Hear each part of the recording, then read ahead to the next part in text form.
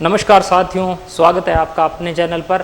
और हम बात करेंगे आज संविधान के अंदर जो मुख्य भूमिका रहती है, जहां से संविधान की आत्मा कहा जाता है, यानी प्रस्तावना से। प्रस्तावना अर्थात उद्देश्य का उद्देश्य क्या है। किसी भी संविधान को हम पढ़ने से पहले ये देख लेते हैं कि उसकी प्रस्तावना में क्या लिखा हुआ है। प्रस्तावना से हम अनुमान लगा सकते हैं कि उस देश के संविधान में किन किन चीजों का उल्लेख मिलेगा। यानी हम मोटे तौर पर यह कह सकते हैं कि अगर हमने जैसे मान लीजिए भारत के संविधान को जानना है तो हमें उसकी प्रस्तावना को पढ़ेंगे। अगर हमने प्रस्तावना को पढ़ लिया तो वहां पर हम ये देखेंगे कि भारत के संविधान में किन चीजों का प्रावधान है। चलिए आज हम बात करेंगे भारत की प्रस्तावनाओं को।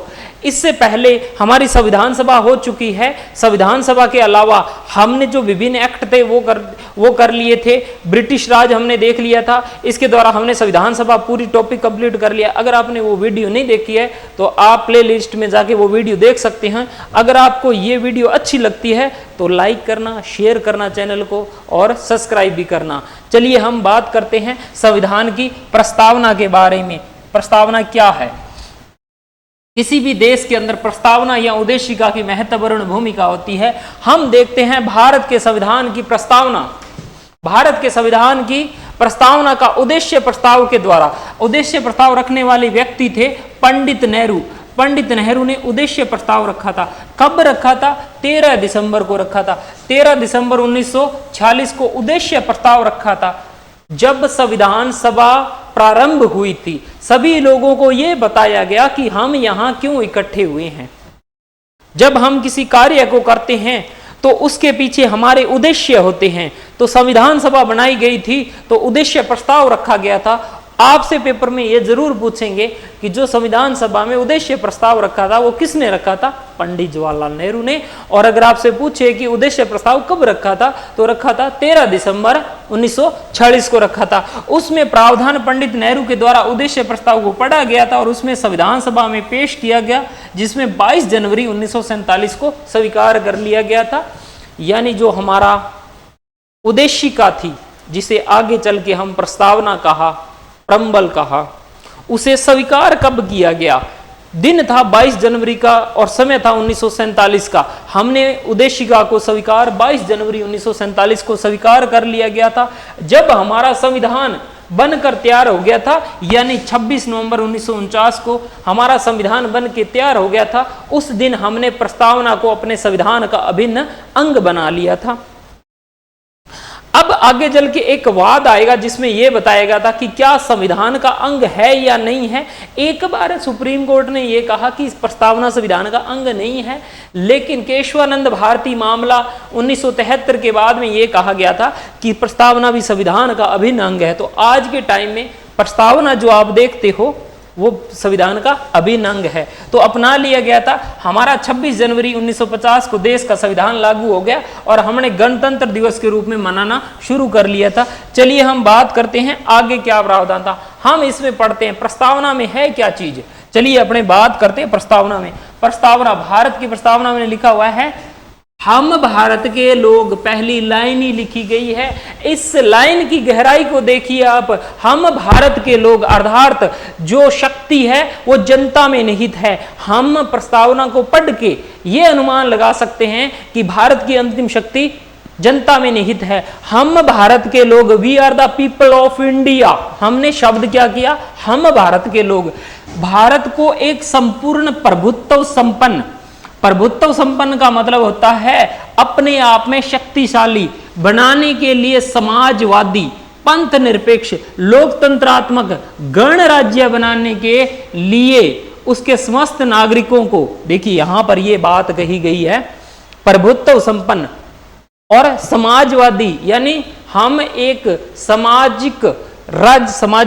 समाजवादी राज्य की स्थापना करेंगे, पंथ निरपेक्ष करेंगे, जिसका कोई राज्य का धर्म नहीं होगा। और इसके बाद में हम देखेंगे लोकतंत्रात्मक व्यवस्था को देखेंगे। हमने डेमोक्रेसी को रखा। हमारे प्रस्तावना पढ़ने से ही हमें पता चल जाता है कि भारत में लोकतंत्र है और व्यवस्था कैसी है, गणराज्य। गणराज्य का मतलब गणतंत्रात्मक व्यवस्था अपने को मिलेगी। हमारी जो राष्ट्राध्यक्ष होगा वंशवाद पर आधारित नहीं होगा, राष्ट्रपति का बेटा ही राष्ट्रपति नहीं बनेगा, जनता द्वारा चुने जाएंगे वही भारत के नागरिक बनेंगे जी, वही राष्ट्रपति बनेंगे। आगे हमने न्याय रखा है, सामाजिक, आर्थिक और राजनीतिक। हमने न्याय कितने तरीके का रखा है, हमें समाज में न्याय चाहिए, हमें आर्थिक न्याय चाहिए और हमें राजनीतिक न्याय भी चाहिए।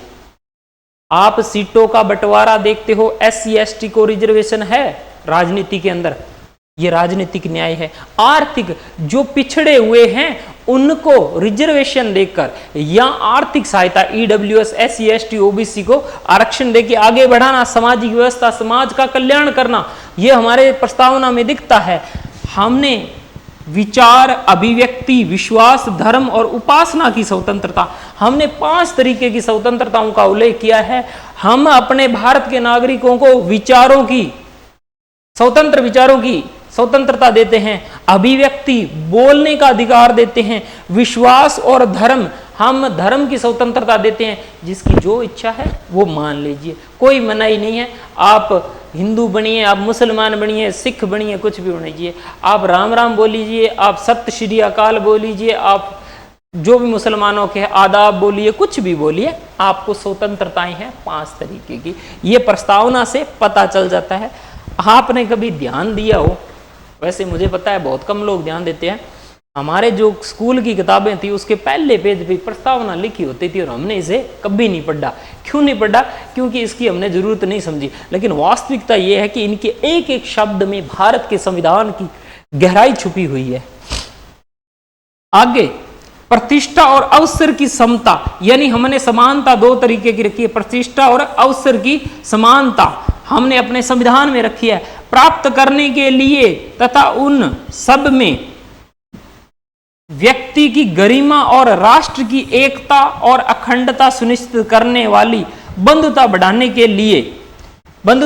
के लिए दृढ़ संकल्प होकर अपनी इस संविधान सभा में राज्य की तारीख 26 नवंबर 1949 को समय लिखा गया है। मिति मार्गशीर्ष शुक्ल सप्तमी, है ना, शुक्ल पक्ष की सप्तमी को संमत 2006 विक्रमी संमत का उल्लेख है को एतत द्वारा इस संविधान सभा को अंगीकृत व अधिनियमित और आत्मर्पित करते हैं। देखिए, इसको समझिए, यहां पर एक बात कही गई है, समता होगी प्राप्त करने के लिए उन सब में व्यक्ति की गरिमा, यहां पर व्यक्ति की गरिमा, हमने अपनी प्रस्तावना में भारत के नागरिकों को गरिमामय पूर्ण जीवन देने के लिए हमने यहां पर बात कही गई है, हम अपने नागरिकों को गरिमामय पूर्ण जीवन देंगे, राष्ट्र की एकता में विश्वास करेंगे, अखंडता में विश्वास करेंगे, सुनिश्चित करने के लिए बंधुत्व बढ़ाएंगे।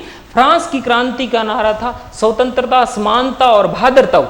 हमने अपने संविधान में रखा स्वतंत्रता, समानता और बंधुत्व। यहां देखो, बंधुत्व को बढ़ाने के लिए दृढ़ संकल्प, हम संकल्प लेते हैं कि हम अपनी इस संविधान सभा में आज तारीख 26 नवंबर, ये थोड़ी टाइपिंग मिस्टेक हुई, 26 नवंबर 1949, यानी 26 नवंबर का दिन था जिस दिन हमारा संविधान अंगीकृत हुआ था। ध्यान रखना, 26 नवंबर 1949 को हमारा संविधान जो था बनकर तैयार हो गया और हमने क्या किया, उस दिन ये कहा कि दृढ़ संकल्प होकर अपनी इस संविधान सभा में आज तारीख 26 नवंबर 1949 को, और देशी महीनों के हिसाब से महीना था मिति माघ शीर्ष महीना था, शुक्ल पक्ष की सप्तमी थी और संबंध था 2006 चल रहा था। अब ये ध्यान रखना, ये विक्रमी संबंध है। विक्रमी संबंध का उल्लेख एकमात्र यहीं पर मिलता है, लेकिन वो भारत का राष्ट्रीय कैलेंडर नहीं है। विक्रमी संबंध के अनुसार अगर अब समय देखें तो 2081 चल रहा है जी, अभी 2081 चल रहा है। अब 2024 में कौन सा चल रहा है? 2081, क्योंकि ये 57 साल आगे चलता है। आज भी राजस्थान के मारवाड़ क्षेत्र में जब शादियां होती है तो लिखा होता है कि सावन में शादी, वो बैसाख में शादी है, तीज की, चौथ की, विक्रमी संवत 2081 ने शादी है। तो ये देखा जाता है आज भी ये कैलेंडर यूज किया जाता है मारवाड़ जैसे क्षेत्रों में। इसमें यह कहा कि एतत् द्वारा संविधान को हम अंगीकृत करते हैं। हम आज 26 नवंबर 1949 को संविधान अंगीकृत करते हैं, अर्थात कुछ अंगों को लागू करते हैं और अधिनियमित करते हैं और आत्मर्पित करते हैं। हम अपने आत्मा से इसे स्वीकार कर रहे हैं बिना किसी दबाव के। तो ये इन लाइनों का भाव है जो आप देखते हो। पेपर में पूछा जाएगा कि संविधान में कितने प्रकार की स्वतंत्रता है, न्याय है, समानता है, इस तरीके से। चलिए आगे हम बात करते हैं इसमें जो प्रश्न आएंगे वो कैसे आएंगे। उद्देशिका के शब्दों का विश्लेषण करके देखें तो इसमें एक नाम आता है संप्रभु। संप्रभु का मतलब होता है राज्य, अर्थात कोई भी देश जिस पर ना आंतरिक ना बाहरी कोई भी दबाव नहीं होता है, उसकी राज्य की जो शक्ति होती है वही राजनीतिक शक्ति सर्वोपरि होती है और यह घोषणा करती है कि राज्य की राजनीतिक सीमाओं के भीतर उसकी सत्ता सर्वोपरि है, किसी भी बाहरी शक्ति का प्रभुत्व नहीं है। जैसे हम भारत की बात करें, 28 राज्य, 8 केंद्र शासित प्रदेशों पर नियम व कानून बनाने की शक्ति भारत सरकार की है। पाकिस्तान या अमेरिका ऐसे आके नहीं कह सकता कि ये राजस्थान में ये पॉलिसी लेके आओ। 400 रुपए सिलेंडर मिल रहा है ना तो देंगे। पड़ोसी मुल्क ऐसे नहीं आके कह सकता क्यों दे रहे हो, क्योंकि भारत एक संप्रभु राष्ट्र है। हम अपने नागरिकों को कोई भी चीज उपलब्ध करवा सकते हैं बिना किसी दबाव के। ये संप्रभु का मतलब होता है, सॉवरेंट कंट्री है इंडिया। इसके बाद एक नाम आया है समाजवादी।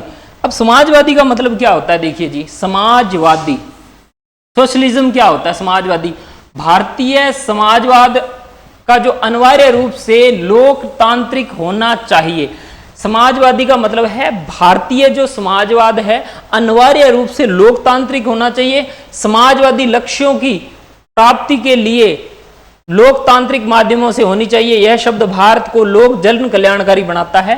इसको ऐसे समझ लो, समाजवादी का मतलब भारत में लोकतंत्रात्मक व्यवस्था रखी गई है, हम सभी से पूछकर काम करेंगे, जनता द्वारा चुने गए प्रतिनिधियों के माध्यम से भारत पर शासन किया जाएगा। यह समाजवादी राज्य की विशेषता है। पंथ निरपेक्ष में बताया गया है, पंथ निरपेक्ष भारत का खुद का कोई भी राज्य का धर्म नहीं होगा। यहां राज्य का मतलब है देश, कंट्री। खुद का कोई भी धर्म नहीं होगा, सभी धर्म निरपेक्ष होंगे। यानी जिसकी जो इच्छा हुई, मुझे सिख बनना है मैं सिख बन सकता हूं, मेरी इच्छा हुई मैं हिंदू बनना हूं हिंदू बन सकता हूं, मेरी इच्छा हुई बौद्धिस्ट बनना है बौद्धिस्ट बन सकता। पंथ निरपेक्ष राज्य कभी भी धर्म के मामले में हस्तक्षेप नहीं करेगा। यह धार्मिक स्वतंत्रता का अधिकार है। साथियों, अगर आपको इसकी पीडीएफ चाहिए तो आप टेलीग्राम से जुड़ के इस वीडियो की पीडीएफ ले सकते हैं। आपको निश्चित रूप से फायदा होगा इस चीज़ का। और अगर आपको ये अच्छी लगे तो चैनल को जरूर सब्सक्राइब करना और लाइक जरूर करना जी, इससे हमारा मनोबल बढ़ता है जी। आगे जनतंत्र दे रखा है। जनतंत्र का मतलब क्या होता है? जनतंत्र का मतलब होता है, ठीक है जी, जनतंत्र का मतलब होता है जनतंत्र अनुच्छेद 19 और अनुच्छेद 326 तक जो संबंधित अनुच्छेद हैं उसमें जनतंत्र का उल्लेख किया गया है। अर्थात भारत में बहुदलीय प्रणाली होगी, एक दल नहीं होगा, बहुदलीय प्रणाली होगी, लोकतंत्रात्मक व्यवस्था होगी। हमारी इच्छा है हम भी अपनी राजनीतिक पार्टी बनाकर चुनाव लड़ सकते हैं। जैसे कई देशों में एक पार्टी सिस्टम है, कई देशों में 2 पार्टी सिस्टम है। उदाहरण के लिए अमेरिका में 2 ही पार्टी है, ठीक है, एक रिपब्लिक पार्टी और एक डेमोक्रेटिक वोट्स करके पार्टी है। गणतंत्र, गणतंत्र का मतलब मैंने बता दिया है कि भारत का जो राज प्रमुख होगा अर्थात राष्ट्रपति जो होगा वो निर्वाचित होगा, न कि वंशानुगत होगा। जो राष्ट्रपति है वो क्या होंगे? निर्वाचित होंगे। ध्यान रखना, अभी श्रीमती द्रौपदी मुर्मू जी है, वो क्या है, इनके बाद में जब उनका कार्यकाल पूरा होगा तो उनके पुत्र या पुत्रियां नहीं बनेंगी। इसके बाद भारत में चुनाव होंगे और वो अगले चुने जाएंगे। इसे कहते हैं गणतंत्रात्मक। हमने गणतंत्रात्मक व्यवस्था फ्रांस से ली है। जब मैंने संविधान के स्रोत करवाए थे उसमें मैंने ये बताया था। न्याय, हमने संविधान में सामाजिक, आर्थिक और राजनीतिक न्याय का उल्लेख किया है कि हम अपने लोगों को सामाजिक, आर्थिक और राजनीतिक न्याय देंगे। भारतीय नागरिकों को एक वोट एक मत, कोई बड़ा कोई छोटा नहीं होगा। भारत के प्रधानमंत्री का भी एक वोट और हमारे जैसे सामान्य लोगों का भी एक वोट काउंट होगा जी। तो ये हमने राजनीतिक न्याय दिया है, किसी भी प्रकार का भेदभाव नहीं किया गया है। हमने सामाजिक न्याय देने के लिए क्या किया है, नीति निर्देशक सिद्धांत दिए हैं, जिसके तहत आपको पेंशन वगैरह दी जाती है, स्कॉलरशिप वगैरह दी जाती है। इस तरीके से हमने आगे बढ़ने की कोशिश की है। आगे है स्वतंत्रता। स्वतंत्रता के संबंध में क्या उल्लेख है? स्वतंत्रता के बारे में हम बात करें, इसका अर्थ होता है नागरिकों को बाध्यकारी और बाहरी प्रतिबंधों का अभाव हो। हमने स्वतंत्रता दी है कि आप पर कोई भी बाहरी दबाव नहीं होगा, अर्थात हम किसी के गुलाम नहीं होंगे, आप स्वतंत्र होंगे। यहां स्वतंत्रता से मतलब ये नहीं है कि अपनी मन मर्जी कर लें। कई बार ऐसे होता है ना, भी स्वतंत्रता है, आप रोड पे चल रहे हो, रोड पर जा रहे हो और रोड पर जाते ही क्या हुआ भी आप किसी को ठोक दो, भी मैं तो स्वतंत्र हूं। नहीं, स्वतंत्रता का यो मतलब नहीं है। स्वतंत्रता का ये मतलब है कि आप बिना किसी की दूसरे की स्वतंत्रता को हानि पहुंचाते हुए अपनी स्वतंत्रताओं का पालन कर सकते हो। आपकी वजह से दूसरे की स्वतंत्रताएं प्रभावित ना हो, वास्तव में वही स्वतंत्रताएं है। अगर हम बात करें समानता का, तो हमने समानता किस तरीके से रखी? अवसरों की समानता, स्तर तथा अवसरों की समानता, सभी को समान अवसर दिए जाएंगे। जैसे कोई सरकारी भर्ती निकलती है तो सभी को है, ऐसे नहीं है कि जो क्या कहते हैं अधिक कहते हैं ऊंची जाति के होंगे या निम्न जाति को उन्हीं को ही मिलेगा। नहीं, सभी को समान अवसर दिए जाएंगे। और हमने बंधुत्व बढ़ाने के लिए भारतीय नागरिकों को बंधुत्व की भावना स्थापित करने का भी कहा कि कश्मीर से लेकर कन्याकुमारी तक भारत एक है, और हमने ये रखा। इसके बाद हमने रखा फ्रांस की क्रांति से हमने क्या लिया? स्वतंत्रता, समानता और बंधुत्व। ये हमने कहां से लिया? फ्रांस की क्रांति से लिया। तो जो हमने अपनी प्रस्तावना में रखा, प्रस्तावना में एक सन का उल्लेख हुआ है, प्रस्तावना में विक्रमी संवत का उल्लेख हुआ है। एकमात्र पूरे संविधान में विक्रमी संवत का कहीं उल्लेख मिलता है तो वो प्रस्तावना में मिलता है। आपसे पेपर में ऐसे पूछा जाए कि भारतीय संविधान में किन किन कैलेंडरों का, संवत का उल्लेख मिलता है? शक संवत का, विक्रमी संवत का भी मिलता है। ध्यान रखना, विक्रमी संवत का केवल प्रस्तावना में मिलता है। अब आगे अगर बात करें हम, ये आपके प्रश्न आएंगे जो पेपर में पूछेंगे, सीईटी वगैरह में महत्वपूर्ण है, आरएस जैसी परीक्षाओं में कई बार पूछते हैं। एक बार प्रस्तावना में संशोधन किया गया है, आज तक 1942 में किया गया। मैंने आपको 42वां संविधान 1976 को किया गया था, और प्रस्तावना में करके ये कहा गया था कि भारत की संसद प्रस्तावना में भी संशोधन कर सकती है। मैंने बताया था केशवानंद भारती मामले के बाद में ये हुआ था, और इसके बाद में समाजवाद को जोड़ा गया था, पंथ निरपेक्ष को जोड़ा गया था और अखंडता को जोड़ा गया था। ध्यान रखना, पंथ निरपेक्ष बाद में जोड़ा गया था, लेकिन जो मूल संविधान था उसमें भी हमने कोई राज्य का धर्म नहीं रखा था। जो प्रकृति थी वो क्या थी? वो वैसे भी पंथ निरपेक्ष वाली ही थी। एक इंड्रू बेरीबाडी मामला आया था 1960 में, और उसमें यह कहा गया था कि प्रस्तावना संविधान का भाग नहीं है। सर्वोच्च न्यायालय ने यह फैसला दिया कि प्रस्तावना संविधान का भाग नहीं है। हमारा संविधान तो शुरू होता है अनुच्छेद 1 से शुरू होता है, जबकि प्रस्तावना उससे पहले आती है। तो ये कैसे हो सकती है? लेकिन केशवानंद भारती मामला आया था, केशवानंद भारती मामला 1973 में आया था, और इसमें यह कहा कि प्रस्तावना संविधान का अभिन्न अंग है, संसद चाहे तो इसमें भी संशोधन कर सकती है। तो इन्होंने संशोधन किया, 42वां संविधान संशोधन किया, और हमने 3 शब्दों को जोड़ा, समाजवाद, पंथ निरपेक्ष और अखंडता शब्द को जोड़ा। तो पेपर में अगर आपसे पूछे कि आज तक प्रस्तावना में कितने संशोधन हो चुके हैं? 1 हुआ है जी। कब हुआ? 42वें संविधान संशोधन के तहत। प्रस्तावना में भारत शब्द का उल्लेख आपको 2 बार मिलेगा। भारत शब्द का उल्लेख आपको 2 बार मिलेगा। न्याय कितने तरीके का मिलेगा? न्याय आपको प्रस्तावना में 3 तरीके का मिलेगा, सामाजिक, राजनीतिक, आर्थिक। 3 तरीके के न्याय का उल्लेख अपनी प्रस्तावना में मिलता है। स्वतंत्रताएं कितने प्रकार की है? हमने स्वतंत्रताएं रखी, 5 प्रकार की स्वतंत्रताएं रखी। विचार, अभिव्यक्ति, विश्वास, धर्म और उपासना की स्वतंत्रताएं। तो भारतीय संविधान की जो प्रस्तावना है उसमें 5 तरीके की आपको स्वतंत्रताएं देखने को मिलेगी। पेपर में बहुत बार पूछा है कि भारतीय संविधान की प्रस्तावना में कितने प्रकार की स्वतंत्रताओं का उल्लेख है? 5 प्रकार की। इसके बाद प्रस्तावना या जिसे उद्देशिका भी कहा जाता है, प्रस्तावना या उद्देशिका जिसे प्रम्बल इंग्लिश में बोलते हैं, उसमें क्या है? इससे संबंधित कईयों ने कोटेशनें दी है। उन्होंने कहा है प्रस्तावना संविधान का परिचय पत्र है, यानी जो प्रम्बल है वो कॉन्स्टिट्यूशन का आई कार्ड है, परिचय पत्र है। ये कहा N.A. पालकीवाला।